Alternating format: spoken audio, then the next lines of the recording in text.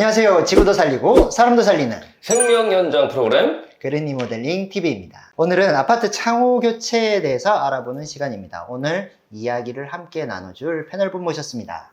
소개해 주세요. 안녕하세요. 저는 창호 전문가 임성근이라고 합니다. 반갑습니다. 반갑습니다.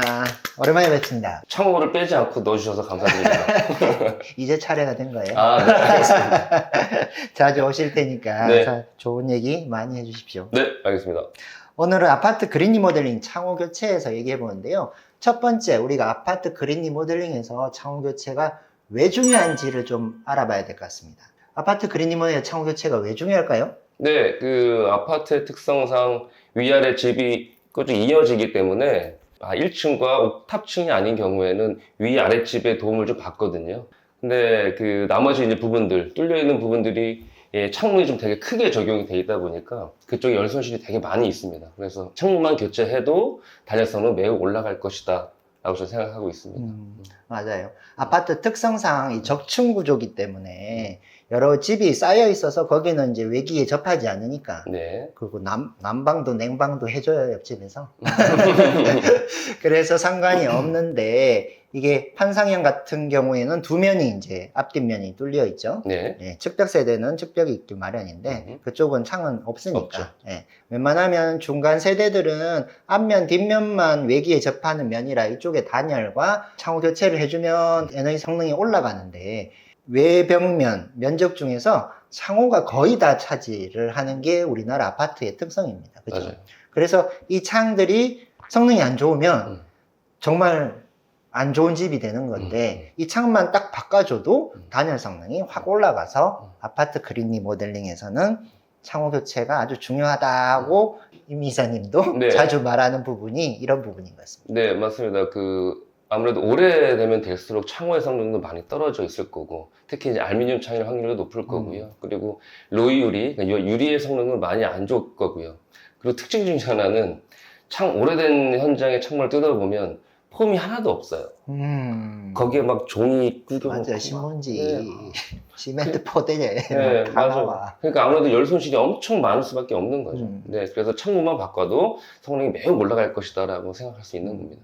창 자체 옛날엔 성능도 안 보던 그런 시기가 있으니까 뭐 가까이만 가도 뭐 한기가 느껴지고 여름철에는 뭐 난로를 튼 것 같이 또 열기가 나오는 그창 자체 세트도 안 좋아서 바람도 많이 새지만 거기 물도 막 새는 그런 창도 있고 두 번째는 창과 벽체 틈 사이에 이 폼이나 뭐 기밀 테이프는 당연히 없을 것이고 그런 처리도 안 돼 있어서 문제가 많으니 바꿔주는 것이 좋다.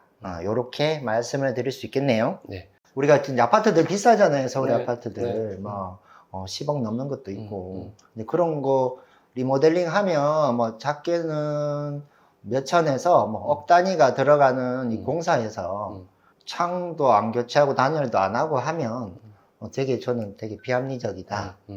말이 안 된다. 이렇게 주장하는 사람이라서 저희가 이제 거금을 들여서 리모델링을 하면 창호만큼은 꼭 바꾸시라 이렇게 말씀을 드리고 있습니다. 네. 우리가 이제 첫 번째 창호 그러면 교체를 하기로 결심을 했어요.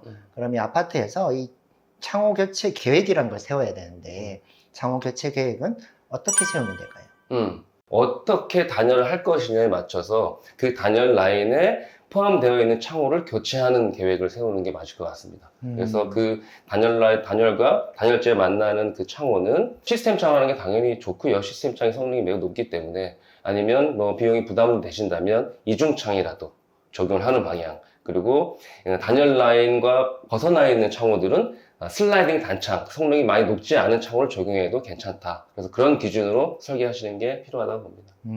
그 첫 번째는 우리 집에 단열 라인이 어떻게 형성되어 있는지를 보셔야 되고 단열 공사 안 하고 창호만 교체해도 좋다고 했잖아요. 그럼 기존의 단열 라인이 어떻게 형성이 되어 있는지 특히 발코니 위주로 이게 내단열로 내측벽으로 단열 라인이 돌아가면 그 부분에 그 라인에 있는 창호를 제일 좋은 걸로 해주시고 네. 그 외에 외측 창들은 단열 성능하고 상관은 없어요. 발코니 내부의 그 온도만 좀 낮춰주는 역할을 하는 거니까 조금 등급이 낮은 창을 설치하셔도 무방하다. 모든 걸 다 좋은 걸로 하면 더 좋죠. 근데 그 비용이라는 게 맞아요. 무시 못할 정도로 관계가 돼요. 그래서 제가 말씀을 드리는 거고, 예를 들면 얼마 전에 전화로 상담이 와서 그 좋다는 앤썸 창호 견적을 받았대요. 예, 저희 집이랑 비슷한 22평 아파트인데 22평 아파트 해봐야 방 3개에 거실 하나, 주방 하나 해서 창 5개밖에 안 되거든요. 원래는 갈아야 될 게. 저기 하나 더 있지 않을까요? 갑자기 생각이 났는데 세탁실. 발코니니까.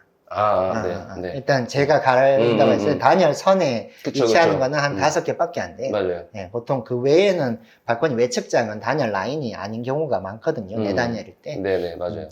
그렇게 했을 때는 그 비용이 반밖에 안 나와야 되는데 비용을 견적을 거의 2,500에 3,000만 원 돈을 받았대요. 그래서 그건 너무 많이 나왔는데요. 그래가지고 견적서하고 그 집 평면이 어떻게 돼 있는지 사진하고 좀 보내달라고 해서 제가 봤더니 진짜 말 그대로 집에 있는 모든 창을 시스템 창으로 바꾸는 걸로 이렇게 계획을 잡아서 견적을 받은 거예요. 창이 발코니 외측이 훨씬 창 면적이 많아요. 그죠? 네. 전 뭐 난간도 없이 그냥 창으로만 돌아갈 수도 있는데 거기에 대한 면적이 안에 내가 바꿔야 될 그 5개 창 면적만큼 나오는 거예요. 그렇죠. 그러니까 2배가 나온 거죠. 그래서 제가 이제 설명드리기는 그 선생님 집은 내단열로 돼서 여기 5개 창만 바꾸시면 돼요. 그랬더니 되게 좋아하시더라고요. 그것만 해도 그럼요. 거의 한 반값, 1,000만 원 넘게 세이브 하시는 게 되니까. 오히려 더 그 면적이 더 클 수도 있을 것 같아요. 제 생각에. 맞아요. 그래서 아주 고맙다고 하는 말을 들은 적이 있습니다. 이렇게 단열 계획을 잘 세우셔야지 정말 효과적으로 단열 그 성능을 높일 수 있고 맞아요. 내 돈도 거의 반으로 줄일 수 있다는 거 알아두고 창호 교체 계획을 수립하셔야 됩니다.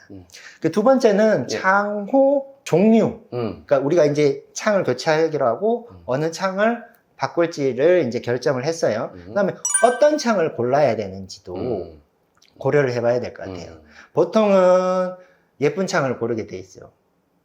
그쵸. 광고에 나오는 전모모 양이 그 광고하는 나 저 창 하고 싶어, 저 창 하고 싶어 디자인만 보시는 경우가 많은데 우리는 지금 에너지 성능에 초점을 맞추고 있으니까 맞습니다. 그럼 이 에너지 성능을 더 높이기 위해서는 어떤 창을 골라야 하는지 이 부분에 대해서 좀 말씀해 주시면 좋을 것 같습니다. 근데 그 보편적으로 단열 라인에 설치할 수 있는 창호가 시스템 창호가 있을 거고요. 그리고 비용이 부담이 되신다면 이중 창호가 좀 있을 건데 이중 창호도 되게 종류가 많긴 합니다. 근데 만약에 비용이 가능하다면 1등급 이상을 적용하는 걸로 추천을 드리고요. 거기서 중요한 거는 유리의 선택도 되게 중요합니다. 보편적으로 이 색깔 유리를 적용하시는 걸 당연하다고 생각하는 경우들이 많거든요. 근데 로우 유리는 요즘에 기본적이 됐지만 색깔 유리를 적용하는 거는 주택에서는 바람직하지 않아요. 왜냐하면 태양열 취등율이 자꾸 떨어지기 때문에 그 의미는 뭐냐면 햇빛이 유리를 통과해서 이 열 에너지로 바뀌었을 때 이 겨울철에 이 보일러를 많이 틀지 않아도 이 태양열을 통해서 어느 에너지를 획득을 해야 되는데 그린 유리를 넣어버리면 통과를 못합니다. 빛 에너지가. 그래서 오히려 비효율적이 될 수 있어요. 바꾸더라도 생각보다 별로 따뜻하지 않은데 라고 느낄 수 있기 때문에 그 정도는 고려하셔서 적용하시길 바랍니다. 그러니까 맑은 유리를 하는 게 좋다. 네. 요즘 많이 보는 뭐 전문 도시를 돌아다니봐도 뭐 파란 유리, 까만 블루 유리, 블루? 그린 유리, 브론즈 유리. 건축사들도 설계할 때 도면에 로이 복층 칼라 유리라고 다 적어놔서 맞아요. 건축사 책임도 있어요. 제 입으로 말씀드리기 좀 뭐합니다만 맞습니다. 근데 이제 그 업무용 건물에는 냉방 에너지를 많이 사용하기 때문에 색깔 유리를 들어가는 게 도움은 되는 건 맞는데 주거용은 안 된다라고 생각하시면 좋겠습니다. 알겠습니다. 창을 어떤 창을 선택하는지도 중요하지만 유리도 중요하다 이렇게 말씀 주신 것 같아요. 네. 저 같은 경우는 또 창 두께를 많이 봐요. 그래서 단창과 이중창이 있을 수 있는데 이중창은 거의 200mm가 넘잖아요. 20cm가 넘어. 그 다음에 시스템 창이라고 하는 단창들은 한 100mm밖에 안 돼요. 맞아요. 그래서 계속 중요하다고 말씀드린 기밀 테이프를 시공할 수 있는 공간, 그리고 마감 공간이 벽체 두께 내에서 되려면 아무래도 단창이 유리하긴 합니다. 네. 이중창을 했을 때는 벽체보다 이게 더 두꺼울 경우가 있어요. 그러면 툭툭 튀어나와서 이렇게 못생기게 마감되는 경우도 있고, 아니면 거기에 뭔가 덧대서 다시 또 목공이 들어가야 되니까. 네. 단열 공사를 같이 하신다면 병행해서 계획할 수도 있지만, 아무래도 시스템 창호가 단창이 예, 기밀 테이프를 붙이고 마감 계획까지 깔끔하게 하는 데는 유리하다. 이렇게 알아주시면 좋을 것 같아요. 그리고 여기서 기밀 테이프 얘기가 나왔으니까 아무 때나 기밀 테이프 붙여주세요 한다고 다 붙일 수 있는 게 아니에요. 첫 번째는 알아야 되고 그죠. 기밀 테이프가 뭔지도 모르는 창호회사가 제가 뭐 느끼기에도 거의 한 70, 80% 넘으니까 예, 기밀 테이프를 확실하게 그 시공해 줄 수 있는 업체와 모델을 선정하시는 것도 참 중요하다. 이렇게 말씀드릴 수 있을 것 같아요. 네. 창이 근데 워낙 비싸요. 그죠? 맞아요. 비용도 생각하셔야 됩니다. 자기 예산에 맞는 거를 같이 고려해서 해야 되는데, 예를 들어 22평 아파트 아까 말한 창 5개 정도 금액을 제가 한번 비교를 해봤는데요. 시스템 창 같은 경우에는 한 1,300 정도 네네. 부가세 포함해서 나오더라고요. 네, 기밀 테이프 포함해가지고요. 예, 기밀 테이프 포함해서요. 네. 근데 똑같은 성능 1등급의 이중창 LX 하우시스 거 제가 비교해봤더니 한 1,000만 원 정도 그렇지 않나요? 나오더라고요. 한 300만 원 차이 납니다. 근데 이럴 경우에는 네. 마감이나 뭐 다른 것까지 고려해서 선택하시면 될 것 같아요. 대신 또 신축 건물 기준으로 한 3등급 뭐 기준으로 모델 또 선택하시면 또 이거에 또 반값 정도로 떨어질 수는 있어요. 반값이 아니라 한 60%? 대신 근데 성능은 많이 떨어지죠. 뭐 3등급이 안 좋다는 거 아니에요. 신축 건물 수준이니까. 옛날 그 허접한 창보다는 훨씬 좋긴 해요. 예, 그래도 근데 이게 단열재로 치면 한 3cm 성능밖에 안 되거든요. 아파트에는 특히나 창 면적이 많아서 얘의 성능이 더 중요하니까 네. 웬만하면 1등급으로 하시고 경제적 여유가 안 된다 하면 적어도 3등급까지는 선택하시면 좋을 것 같아요. 네, 맞습니다. 그럼 우리 예를 한번 들어볼까요? 네. 얼마 전에 저희가 사전 진단을 영상으로 소개한 화곡동 22평 아파트 네, 공사했었죠. 그린 리모델링을 했잖아요. 네. 직접 시스템 창호를 맞습니다. 설치해 주셨잖아요. 네, 네, 맞습니다. 이 아파트 현장을 그 예시를 들어서 우리가 창호를 처음에 계획하고 창호 공사 준비할 때 어떤 과정들을 거쳤는지 그건 좀 설명해 주시면 좋을 것 같습니다. 네네. 첫 번째로 이제 소장님께서 설계를 하셨기 때문에 단열 라인이 정리가 됐다? 네네. 단열 공사까지 같이 하는 케이스라서 네네. 단열 공사와 창호 계획까지 이렇게 일체화돼서 설계가 되어 있었죠. 네네, 맞습니다. 근데 단열 라인이 이제 거실창, 베란다 창 안쪽에 형성이 됐었기 때문에 네네. 베란다는 굳이 바꾸지 않았었고요. 베란다 외측창. 그쵸, 외측창. 그지 않았었고, 그 단열 라인에 맞춰서 시스템 창으로 적용했었었죠. 그리고 거기에 맞게, 외부는 마감을 손을 댈 수 있는 상황이 아니었기 때문에. 아파트는 예, 우리가 외부 마감을 손댈 수가 없어요. 그쵸. 그래서 외부는 코킹으로 하고, 대신에 내부라도 기밀 테이프를 해서 기밀 성능을 좀 향상시켜주게끔 그렇게 적용을 했었습니다. 예. 네네네. 일단은 그 과정을 좀 봐야 될 것 같은데요. 네. 어떤 식으로 돌아가는지를 네네네. 좀 아시면 좋을 것 같아요. 네. 첫 번째는 창호 실측하고 현장에서 협의하려고 네. 그 전에 한번 오셨잖아요. 네, 맞아요. 예, 공사 전에. 예, 그때 협의를 한 사항이 있어요. 네네. 제가 창호 계획을 이렇게 창문 나누기부터 해서 다 해놨는데 현장에 와서 또 바뀌었잖아요. 맞아요. 맞죠? 네. 약간의 문제는 있었는데 어떤 거냐면 말씀드린 대로 그 베란다 바깥쪽 창을 교체할 수 있으면 좋았을 텐데 이게 곡면유리 형태로 되어 있었기 때문에 얘는 바람직하지 않아서 내부로 단열 라인을 형성을 했었었고 네. 그러다 보니 그쪽으로 창문을 넣을 수가 없었어 가지고 안방창으로 진입을 시켰거든요.